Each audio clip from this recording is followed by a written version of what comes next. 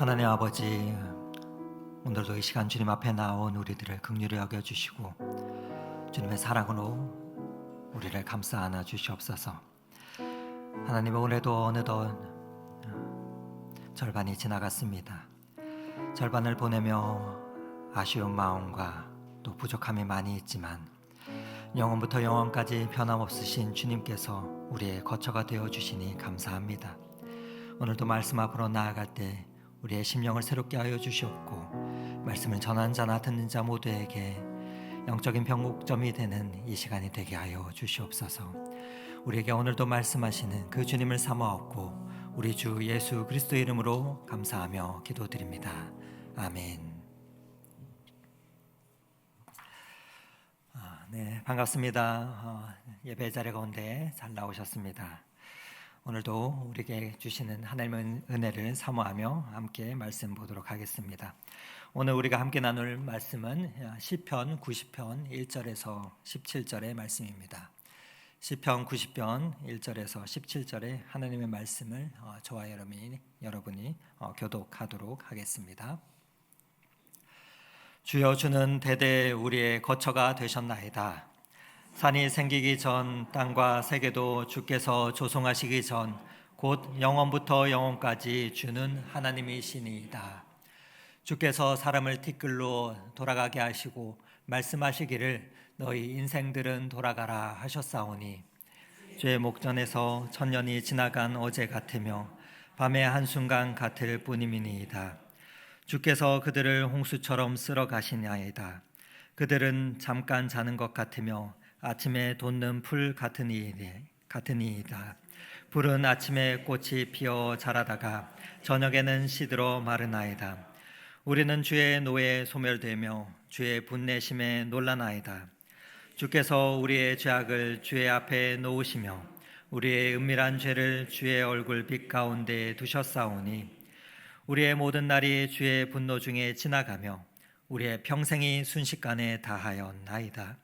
우리의 연수가 70이요 강건하면 80이라도 그 연수의 자랑은 수고와 슬픔뿐이요 신속히 가니 우리가 날아가나이리야. 누가 주의 노여움의 능력을 알며 누가 주의 진노의 두려움을 알리이까. 우리에게 우리의 날 계수함을 가르치시사 지혜로운 마음을 얻게 하소서. 여호와여, 돌아오소서. 언제까지니이까. 주의 종들을 불쌍히 여기소서. 아침에 주의 인자하심이 우리를 만족하게 하사 우리를 일생 동안 즐겁고 기쁘게 하소서. 우리를 괴롭게 하신 날수대로 우리가 화를 당한 연수대로 우리를 기쁘게 하소서. 주께서 행하신 일을 주의 종들에게 나타내시며 주의 영광을 그들의 자손에게 나타내소서. 함께 읽겠습니다.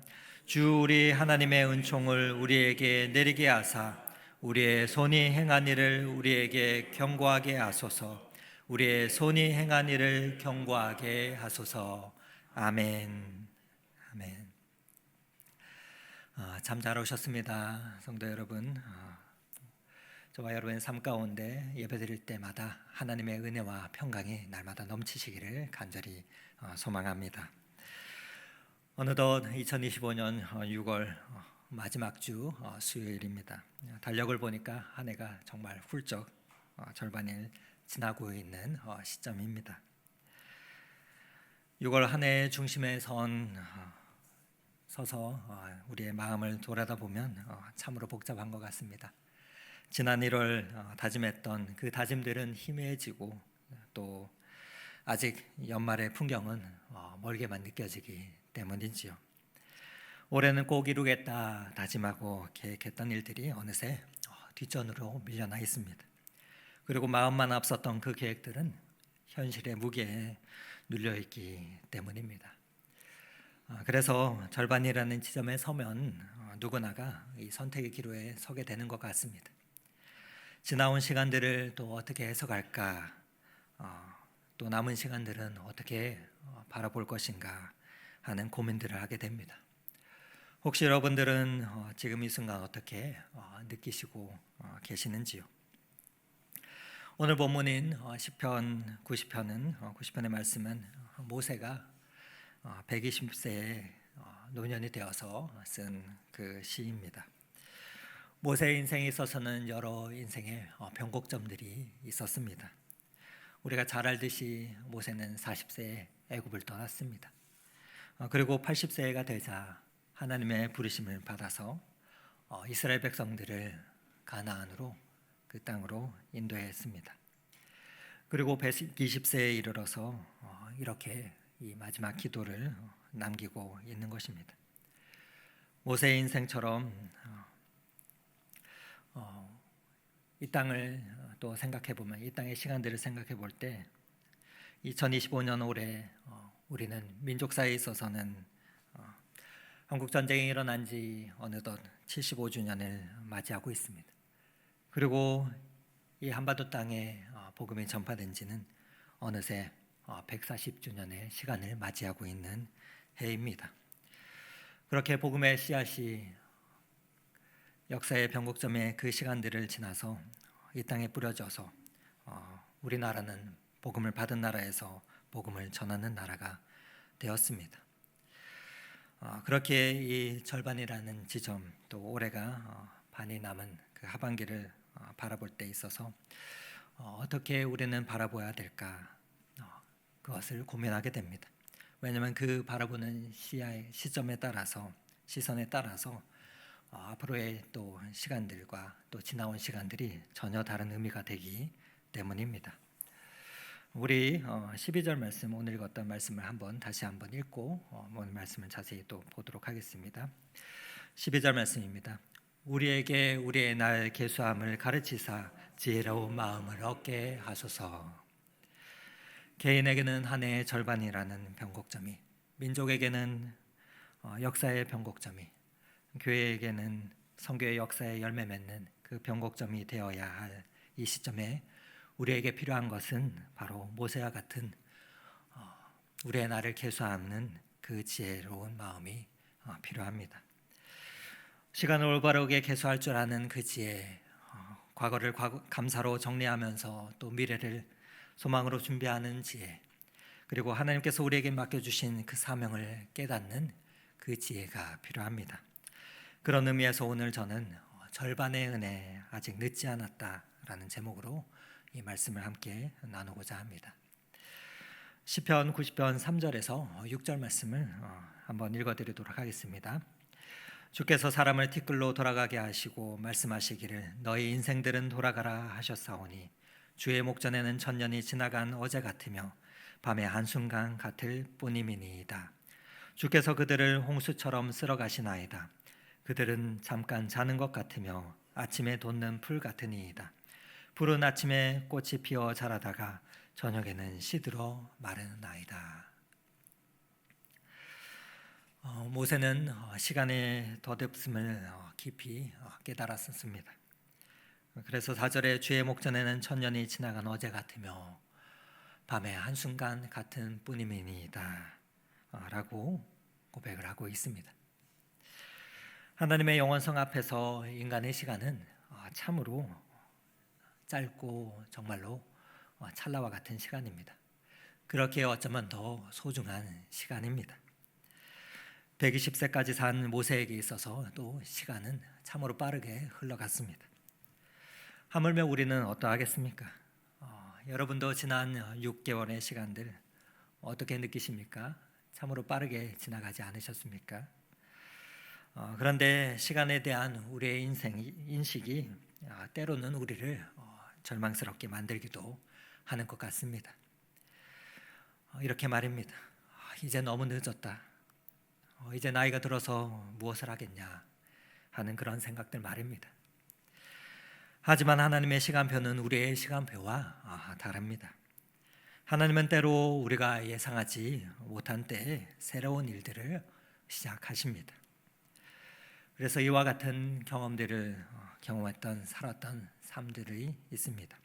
실제로 그런 삶을 살았던 분이 있는데 한 분을 소개시켜 드립니다. 바로 모지스 할머니입니다. 모지스 할머니라고 일명 부르는 그랜마 모지스라는 분이 계신데, 글씨가 작아서 안 보이시겠지만 우리 이 모지스 할머니는 평범한 시골 주부로 살다가 미국에서 태어나 살다가 76세가 되었을 때 처음으로 붓을 들게 됩니다. 사실 관절염으로 인해서 자수를 할 수 없게 되자, 바늘을 들기가 힘들게 되자 붓을 들고 그림을 그리기 시작했습니다. 그런데 본격적으로 그림을 그리기 시작하고 그의 76세부터 101세까지 죽을 때까지 활동을 하였는데, 미국의 시골의 계절과 또 가족들, 공동체의 추억들, 일생의 따뜻함을 소박하게 그림으로 묘사하여서 그 그림을 보고 있으면 마음이 참으로 따뜻해집니다. 그래서 참으로 이 그림들을 저도 좋아하는데, 사람들은 이렇게 그림을 그리는 그녀에게 이렇게 물었습니다. 너무 늦게 시작한 거 아닙니까? 하고 물었을 때 그녀는 인생을 늦게 시작한 건 아닙니다. 그때가 하나님이 원하신 때였습니다. 라고 대답했다고 합니다. 모지스 할머니의 이야기가 우리에게 주는 교훈이 있습니다. 바로 하나님에게는 너무 늦은 때는 없다라는 것입니다. 오히려 하나님은 우리의 인생의 특별한 지점들, 바로 변곡점들을 통해서 새로운 역사들을 시작하십니다. 그리고 지금 우리가 서 있는 이 자리에서도 이 자리는 바로 그러한 변곡점 중에 하나인 것입니다. 변곡점, 여러분이 변곡점이란 말을 들어보셨을 텐데 원래는 수학 용어입니다. 곡선이 굽어지는 그 방향이 바뀌는 그 시점, 그 점을 말하고 의미하는 것인데, 변곡점은 우리의 삶에서는 더 이상 이전 방식으로 갈 수 없는 그 시점, 그때를 말합니다. 완전히 새로운 방향으로 전환해야 되는 그 결정적인 순간을 말합니다. 그래서 변곡점을 개인에게 있어서는 인생의 전환점이요, 또 사회와 역사에 있어서는 분기점이라 표현하기도 합니다. 그리고 우리의 신앙에 있어서도 변곡점이 있습니다. 신앙에 있어서의 변곡점은 하나님을 새롭게 만나게 되는 그 순간이 바로 신앙의 변곡점입니다. 여러분의 신앙의 변곡점, 인생의 변곡점은 언제이십니까? 지금 우리가 서 있는 6월 25일 한 해의 절반이라는 이 지점도 그런 의미에 있어서 하나님께서 주시는 특별한 신호이자 시간입니다. 성경을 보면 하나님께서는 종종 이런 절반의 지점에 진퇴양난의 순간에서 가장 놀라운 역사들을 펼치셨습니다. 이스라엘 백성들이 홍해 앞에서 진퇴양난에 빠졌을 때 생각해 보십시오. 뒤에는 애굽의 군대요, 앞에는 홍해 바다가 떡하니 있습니다. 더 이상 갈 곳도 돌아갈 곳도 없는 그런 절체절명의 그 지점에서 하나님은 홍해를 가르셨습니다. 절망의 순간이 기적의 순간으로 바뀌었던 것입니다. 마가복음 6장에는 제자들이 갈릴리 호수를 건너고 있습니다. 제자들이 갈릴리 호수 한복판에서 그 절반의 지점에서 밤새 노를 졌다가 지쳤을 때에도 마찬가지였습니다. 밤 사비경에 가장 어두운 그 시점, 또 가장 지친 그 절반의 지점에서 예수님은 무리를 걸어오셨습니다. 인간의 한계가 드러나는 그 순간에 하나님의 능력이 나타난 것입니다. 그래서 독일의 양심이라 부르는 보네퍼 목사님은 이런 말을 했습니다. 하나님은 힘의 한복판이 아니라 무력함 속에 계신다라고 말했습니다. 인생의 절반이라는 애매한 지점, 아직 완성되지 않은 미완성의 자리, 고난의 그 자리 가운데 하나님께서는 우리와 함께 하시며 하나님은 오히려 새로운 일을 시작하십니다. 그래서 절반의 은혜입니다. 오늘 본문에 그래서 모세는 지혜로운 마음을 얻게 하소서라고 기도하고 있습니다. 이는 단순히 똑똑해지자라는 그러한 것이 아닙니다. 시간을 올바로 사용할 수 있는 그 영적인 지혜를 달라는 기도입니다. 지나온 시간을 돌아보며 또 앞으로의 남은 절반의 시간을 하나님 은혜로 열어가게 해주십시오 하는 그 간구의 지혜를 구하는 것입니다. 그런데 어느 목사님은 성숙이란 이렇게 표현했는데, 성숙이란 과거를 다르게 기억할 수 있는 능력이다라는 그 말을 했는데, 지나온 6개월 단순히 우리가 후회와 아쉬움으로만 기억할 것이 아니라 하나님의 은혜와 인도하심으로 새롭게 해석할 수 있는 그 지혜가 우리에게는 필요합니다. 과거를 다르게 기억할 수 있는 그 능력이 절반을 지나는 이 시점에 우리에게는 필요합니다. 지난주 한 목장 모임에 참여했었습니다. 그 목장 모임에서 한 권사님의 진솔한 고백을 들었는데, 이 고백이 참으로 감동이 있었습니다. 몇 년 전 이 권사님께서는 우연히 도서관에서 진행된 프로그램이었던 자서전 쓰기 프로그램에 참여하게 되었다고 합니다. 시간이 있어서 도서관에서 오고 가다가 자서전 쓰기 프로그램을 보고 덜컥 신청을 했는데, 처음에는 별 생각 없이 그 프로그램에 참여하였었습니다. 그런데 한 줄 한 줄 자신의 인생을 차근차근 정리하며 문장으로 남기며 돌아보는 시간을 갖게 되었다고 합니다. 처음에는 자신의 자서전을 쓰라고 했을 때 강사가 별 쓸 얘기가 없고 한 페이지 한 줄 쓰기도 힘들었다고 합니다. 그런데 지나온 인생들을 돌아보며 찍었던 사진들을 하나하나 오랜만에 꺼내서 살펴보면서 놀라운 시간들을 가지게 되었다고 합니다. 인생을 돌아보면서 놀라운 시간들을 이 자서전을 쓰며 경험하게 되었다고 합니다. 오랫동안 나는 왜 이렇게 힘들게 고생하며 살았을까?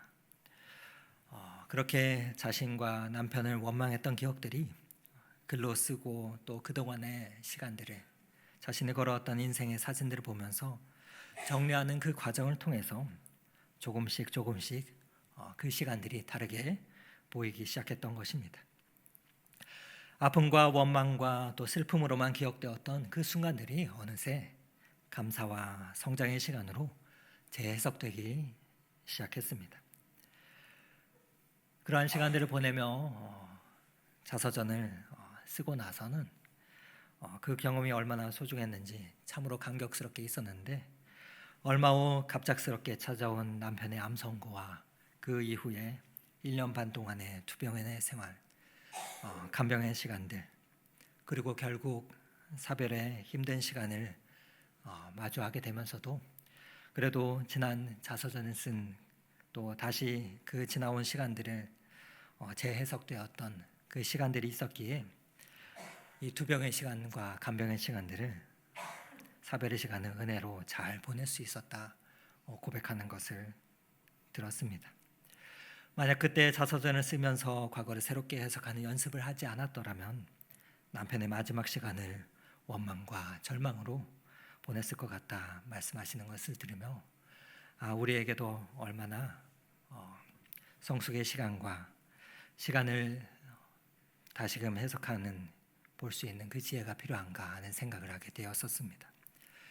여러분, 이것이 무엇입니까? 이것이 바로 믿음의 힘입니다. 믿음은 새로운 기억을 창조합니다. 부정적인 과거에서 그 기억에 벗어나 미래의 새로운 일들을 가능하게 하는 그 긍정적인 기억들을 만들어냅니다.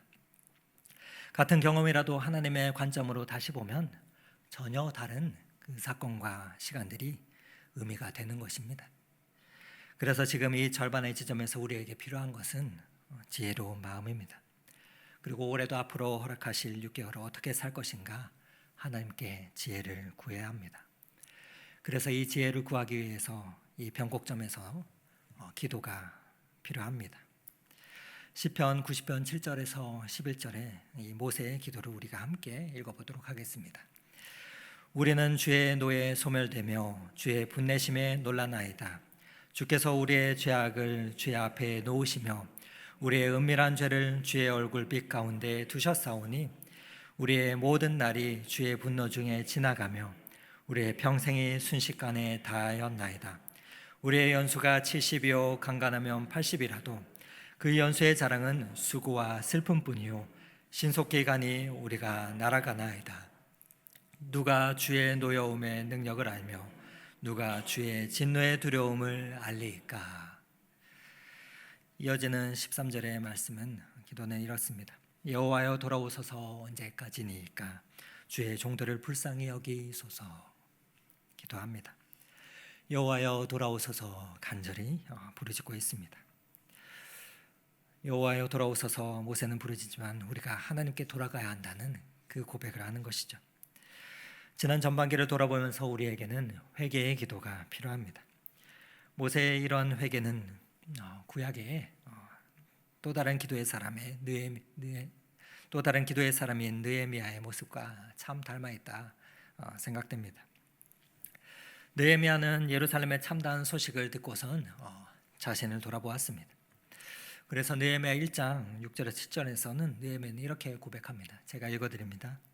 나와 내 아버지의 집이 범죄하여 주를 향하여 크게 악을 행하였습니다. 주께서 주의 종 모세에게 명령하신 계명과 율례와 법도를 지키지 아니하였습니다 하고 자신을 돌아보며 민족을 돌아보며 고백했습니다. 느헤미야는 개인의 회개의 기도와 공동체의 회개를 함께 올려드렸습니다. 그처럼 우리도 이 시간의 변곡점에서 우리에게는 두 가지 차원의 회개의 기도가 필요합니다. 먼저는 개인적으로 하나님 앞에 고백하는 정직의 회개의 기도입니다.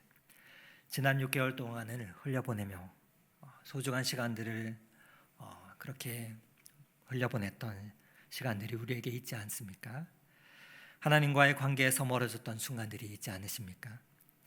기도하겠다 다짐했던 것들, 기도 제목들을 미루었던 그런 것들이 있지 않으십니까? 사랑해야 될 사람들을 사랑하고 소중히 행해야 했던 그 순간들이 있지 않습니까? 이 모든 것들을 하나님 앞에 가져와 그러하지 못했음을 진실하게 회개해야 합니다. 그리고 정직하게 그 시간들을 돌아보아야 할 것입니다. 동시에 우리는 공동체의 일원으로서 이 땅을 생각하고 민족을 주님 앞에 올려드리며 회개의 기도를 올려드려야 됩니다. 민족사의 아픔과 상처들, 전쟁의 그 시간들, 갈등의 시간들, 또 한국교회 안에 있었던 분열과 그 갈등들, 세상 앞에서는 민족의 빛과 소금의 역할들을 제대로 감당하지 못했던 그 부분들을 인정하며 우리는 하나님 앞에 고개를 숙여야 할 것입니다. 이것이 하반기를 새롭게 시작하는 첫 번째 단계입니다. 그렇다면 이런 회개의 기도를 드린 우리는 이어서 어떤 기도를 올려드려야 할까요? 사도 바울이 젊은 목회자였던 디모데에게 가장 먼저 권면했던 기도가 있습니다. 그것이 무엇인지 한번 보기 원하는데, 디모데전서 2장 1절에서 2절 말씀을 바울은 이렇게 말하고 있습니다. 디모데전서 2장 1절의 말씀을 1절과 2절의 말씀을 함께 읽어보도록 하겠습니다. 그러므로 내가 첫째로 권하노니 모든 사람을 위하여 간구와 기도와 도구와 감사를 하되 임금들과 높은 지위에 있는 모든 사람을 위하여 하라. 이는 우리 모두가 모두 경건과 단정함으로 고요하고 평안한 생활을 하려 함이라.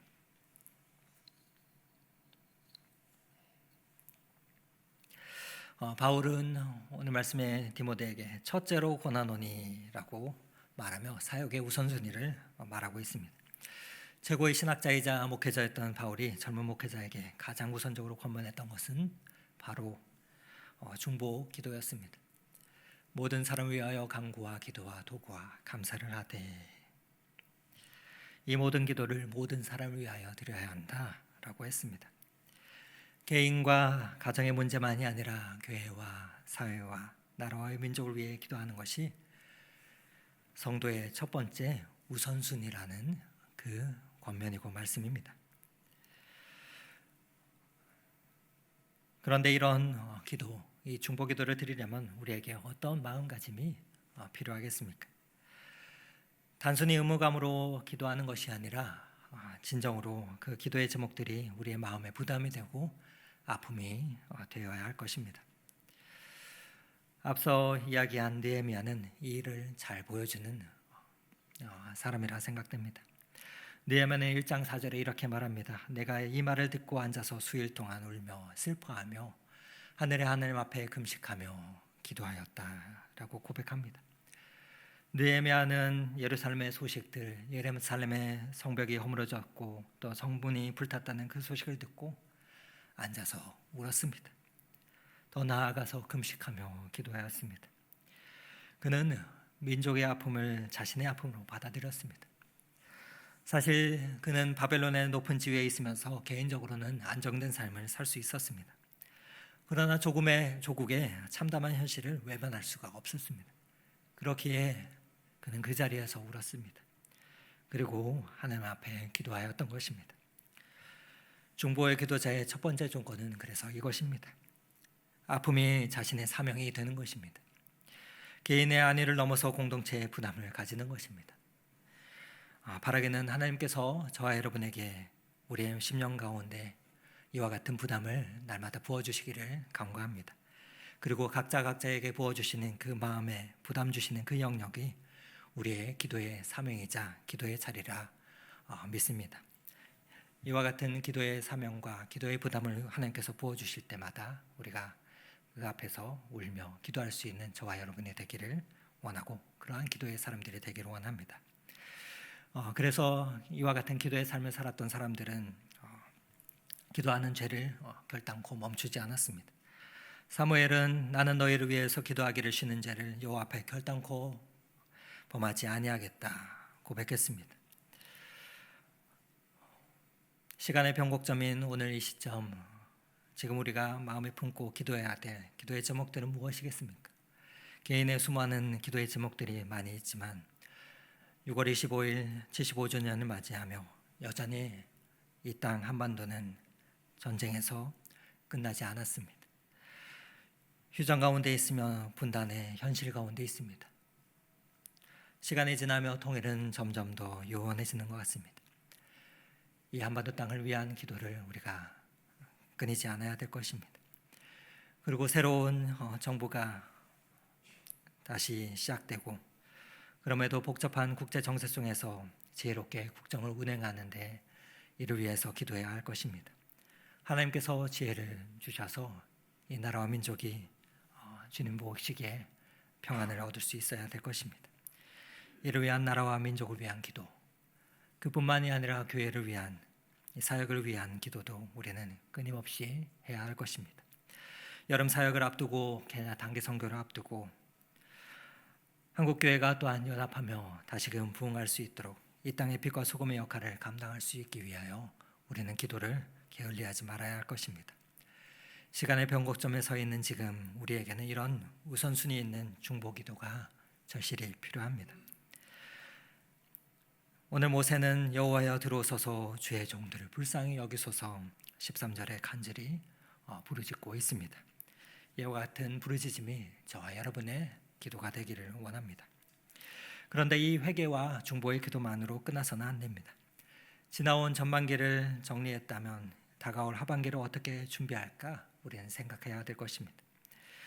시편 90편 오늘 본문 14절에서 17절 말씀을 우리 한번 같이 읽도록 하겠습니다.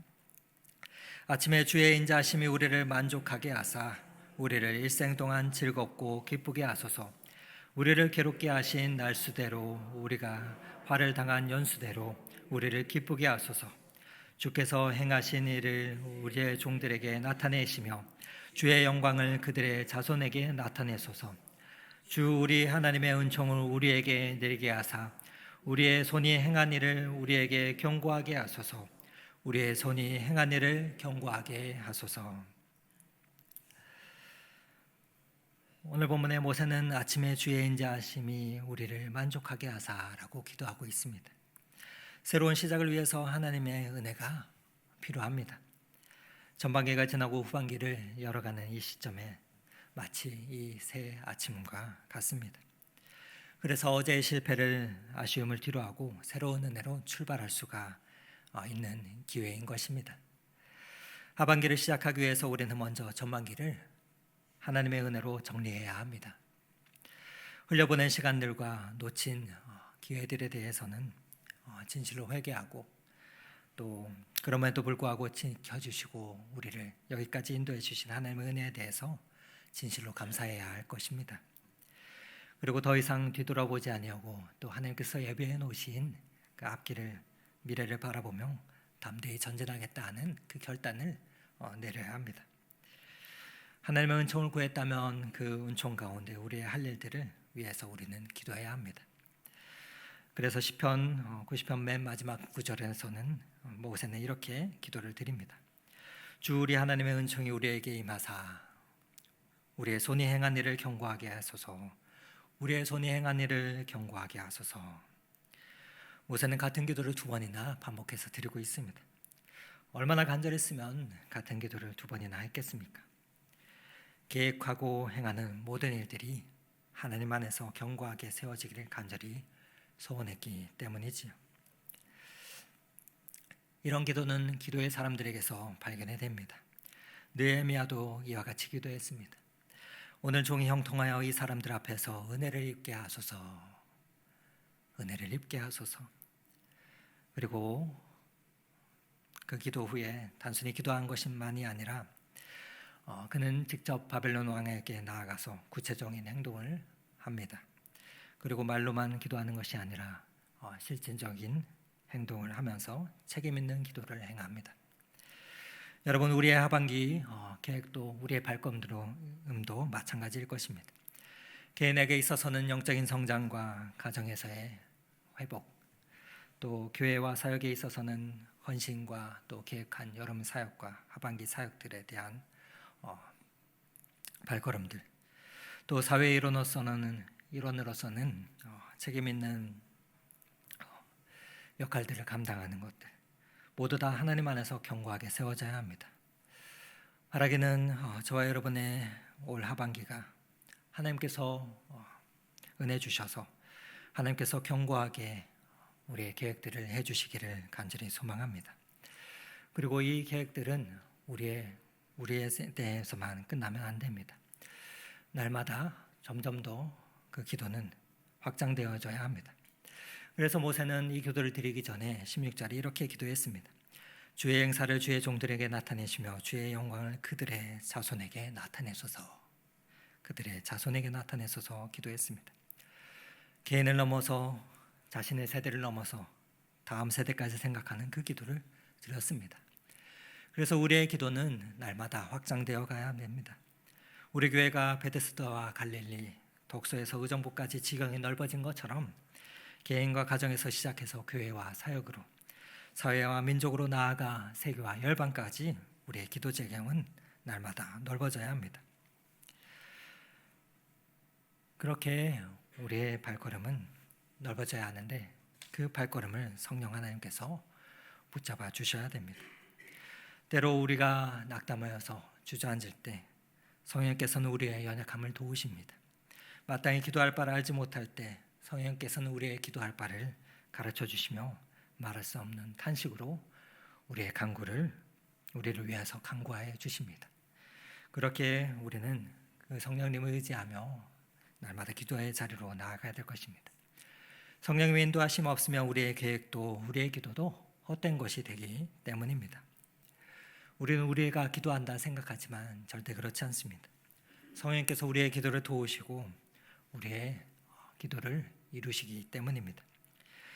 성령님께서 우리의 하반기를 인도하실 때 그때야 비로소 견고하고 의미 있는 삶을 우리가 살아갈 수가 있습니다. 사랑하는 성도 여러분, 시편 90편은 마지막에 이르러 다시 첫 구절을 살펴보면 이렇게 고백하고 있습니다. 주여, 주는 대대에 우리의 거처가 되셨나이다. 모세가 한평생의 120년의 세월 가운데 깨달은 가장 중요한 진리는 바로 이것이었습니다. 주는 대대에 우리의 거처가 되셨습니다. 그의 한평생 가운데 거처가 되셨다는 것입니다. 변곡점에서 만나는 분은 바로 영원하신 하나님이십니다. 모세가 그의 인생의 변곡점 가운데 만났던 분은 이 거처가 되는, 인생에 의지하는 그 거처가 되시는 든든한 힘이 되시는 하나님이었습니다. 산이 생기기 전에 땅과 세계가 조성되기 전에 영원부터 영원까지 변하시지 않는 그 하나님을 바라보았던 것입니다. 우리의 시간은 유한하지만 우리와 함께 하시는 그 하나님의 시간은 영원하십니다. 그러므로 절반에 지났다고 절망할 필요가 없습니다.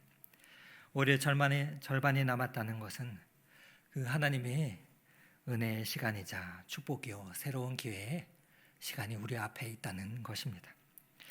시간의 이 변곡점에서 하나님을 만나고 그 음성을 들을 수 있는 저와 여러분이 되기를 간절히 소망합니다.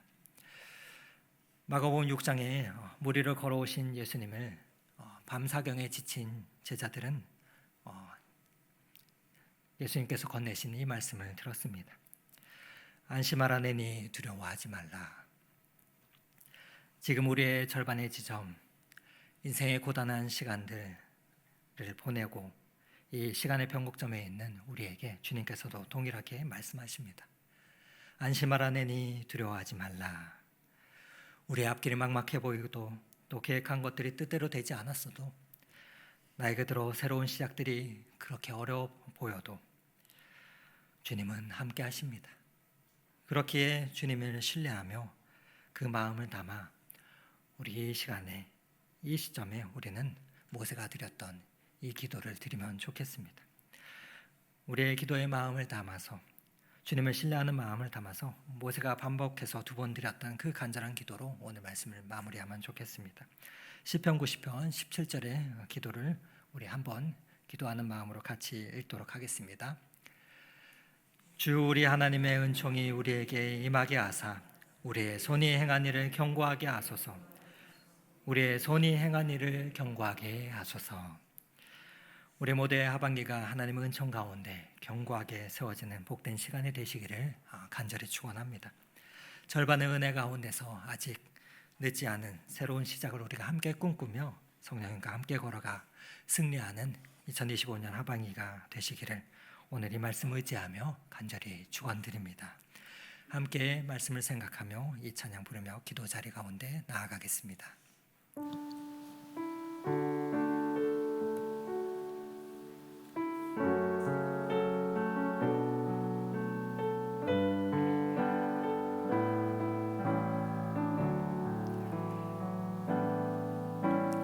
고단한 인생길 힘겨운 오늘도 예수 내 마음 아시네. 지나간 아픔도 마주할 세상도 예수 내 마음 아시네.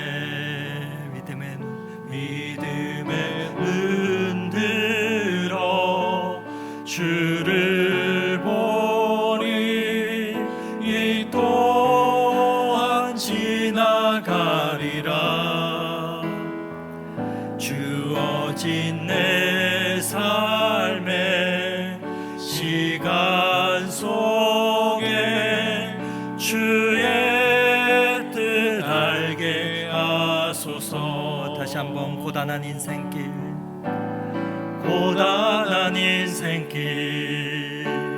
힘겨운 오늘도 예수 내 마음 아시네.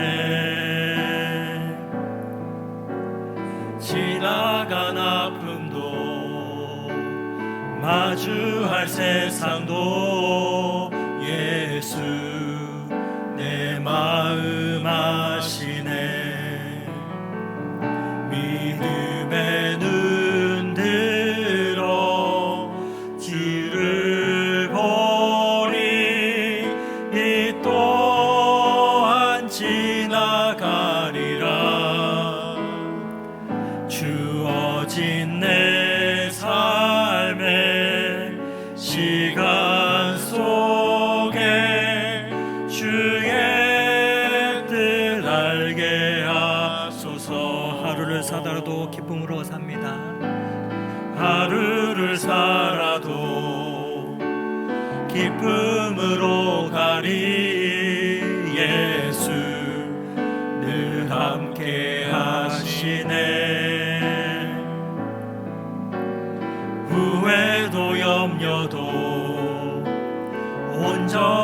마지막길이 예수 늘 함께 하시네. 믿음의 눈 들어 주를 보리. 이 또한 지나가리라. 주어진 내 삶의 시간 속에 주의 뜻 알게 하소서. 믿음의 눈 들어 믿음의 눈 들어 주를 보리. 이 또한 지나가리라. 주어진 내 삶의 시간 속에 주의 뜻 알게 하소서. 오늘 이 시간 함께 기도할 때 말씀을 기억하면서 이 기도 제목을 품고 같이 기도하면 좋겠습니다. 하나님 아버지, 절반의 지점, 한 해 절반을 지나는 이 시간의 변곡점에 주님의 뜻을 깨닫게 하여 주시기 원합니다. 지나온 시간들을 돌아보며 감사로 또 회개의 마음을 갖게 하여 주시고 우리의 나를 개수하는 그 지혜를 얻게 하여 주시옵소서. 또한 하반기도 어떻게 살아갈지 주님의 인도하심을 구하며 나아갈 때 하나님, 내 계획이 아닌 하나님의 뜻 가운데서 견고한 삶을 살아갈 수 있게 인도해 달라고 이 시간 함께 기도하며 나아가고, 또한 우리의 기도만이 아니라 하나님 우리를 사명자로 삼아주시고 이 나라와 민족과 열방 위에서 기도하는 기도자로 세워주셨는데, 하나님 느헤미야처럼 모세처럼 하나님 아버지 이 민족의 아픔을 품고 또 이 나라를 품고 깨어서 기도하는 자들 되게 하여 주시고, 또 우리의 모든 사역들, 여름 사역과 또 모든 하나님께서 맡겨주신 복음의 증인으로서의 삶을 하나님의 뜻 가운데서 살아갈 수 있도록 그 기도를 쉬지 않는, 기도를 쉬는 죄를 범하지 않는 그러한 자들이 되게 해달라고 우리의 시간을 주님 앞에 의탁하며, 또한 우리의 사명을 주님 앞에서 다시금 확인하며 그 시간들을 하나님께서 이끌어 주시도록 그 도우심을 간구하며 이 시간에 함께 기도드리시겠습니다. 함께 기도하겠습니다. 소망의 하나님 아버지, 감사합니다. 지난 시간도 우리에게 베풀어 주신 그 은혜들을 주님 앞에 올려드리며 감사의 고백을 주님 앞에 구합니다. 하나님 아버지, 그 시간들 지나왔지만 주님께서 선물로 주신 시간들, 때로는 헛되이 보내며 때로는 주님께서 기뻐하시지 않는 것들을 쫓으며 살아왔습니다. 하지만 하나님 아버지, 다시금 열어주실 그 시간들을 소망하며 주님의 시선으로 바라보며 나아가기 원합니다. 하나님 아버지, 주님께서 우리에게 세월을 계수하는 그 지혜를 더하여 주시고 주님께서 주시는 그 지혜로 하나님 남은 시간들을 어떻게 살아갈지 깨닫게 하여 주시고 알게 하여 주시옵소서. 그래서 우리의 계획이 아닌 하나님의 뜻 가운데서 견고한 믿음의 삶을 살아갈 수 있도록 주님 축복하여 주시고, 그 남은 시간들이 주님 보시기에 아름답고 선하고 기쁜 복된 인생 될 수 있도록 주님 축복하여 주시옵소서. 세월이 지나고 하나님 시간이 흐를수록 더욱더 주님 앞에서 그 시간에 하나님의 농도가 깊어지게 하여 주시고, 더욱더 그 흐르는 시간만큼 주님과 친밀해져 가게 하여 주시옵소서. 그 가운데서 주님께서 바라보시며 아파하시는 이 세상을 바라보며 기도하는 자들 되게 하여 주시고, 또 무엇보다도 상처와 아픔 가운데 여전히 있는 치유되지 못한 이 한반도 땅을 주님 품어주시고 기도할 수 있는 그 민족의 기도자들 되게 하여 주시고, 또 주님께서 우리의 복음 가운데 맡겨주신 그 사명들을 감당하며 우리의 여름의 사역들과 복음 증거의 사명들을 감당하는 우리 교회 가운데 주님의 그 기도 가운데 우리가 불쏘시개처럼 일어날 수 있는 그 역할들을 감당하는 중보의 기도의 자들이 되게 하여 주시옵소서. 그 가운데서 우리의 손이 행한 일들을 견고하게 하여 주시옵소서. 사랑의 하나님 아버지, 감사합니다. 오늘도 시간의 변각점에서 절반의 시간을 보낸 이 시점 가운데 주님 앞에 나와 기도할 수 있는 그 은혜와 말씀을 돌아볼 수 있는 시간을 더하여 주신 것 감사합니다. 지난 전망은 길을 돌아보면 부족했던 것들이 참으로 많습니다. 모든 것들 하나님 보시기에 기쁘시지 않은 것들 있다면 용서해 주시고, 흘러보낸 시간들, 놓친 기회들, 또 소홀했던 관계들을 주님한테 회개하고 나아갈 때 다시금 회복할 수 있는 그 은혜를 얻게 하여 주시옵소서. 하나님, 주님 앞에서 기도하며 또 하반기를 위해서 기도합니다.